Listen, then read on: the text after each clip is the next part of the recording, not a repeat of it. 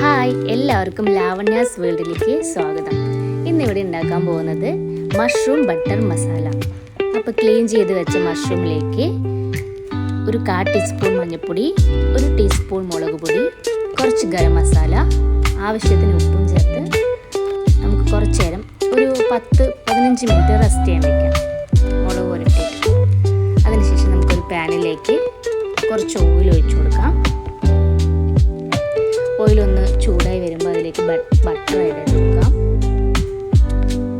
Butter ഒന്ന് മെൽറ്റായി വന്നോട്ടെ.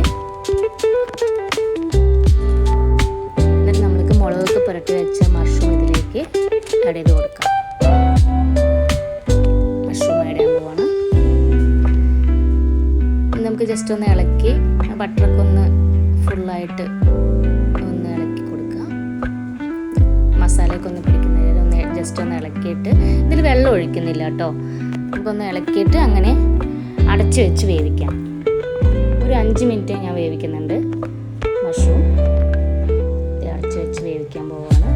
ഒരു തുള്ളി പോലും വെള്ളം ഒഴിച്ചിട്ടില്ല. കണ്ടോ, തന്നെത്താൻ വെള്ളം വരുന്നതാണ്. നമ്മുടെ മഷ്റൂം വെന്തിട്ടുണ്ട്, നന്നായിട്ട് വെന്തിട്ടുണ്ട്. നമുക്കിത് മാറ്റി വയ്ക്കാം.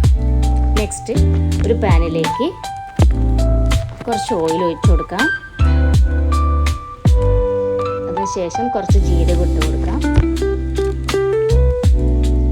പിന്നെ ആഡ് ചെയ്യേണ്ടത് കുറച്ച് മസാലൻ്റെ കൂട്ടാണ്. അതും കൂടി നമുക്കിതിലേക്ക് ചേർത്ത് കൊടുക്കാം. ജസ്റ്റ് ഒന്ന് വഴറ്റിയ ശേഷം നമുക്കിനി കട്ട് ചെയ്ത് വെച്ചിട്ടുള്ള സാധനങ്ങളൊക്കെ ചേർത്ത് കൊടുക്കാം. ഒരു ഉണക്കമുളകും കൂടി ഇട്ട് കൊടുക്കാം അതിലേക്ക്.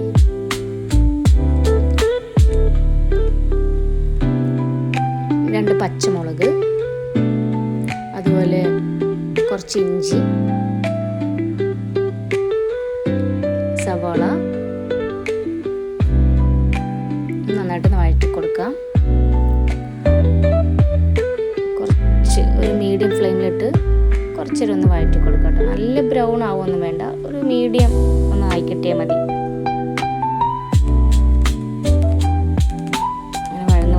നമുക്കിനി അതിലേക്ക് പൊടികളൊക്കെ ചേർത്ത് കൊടുക്കാം.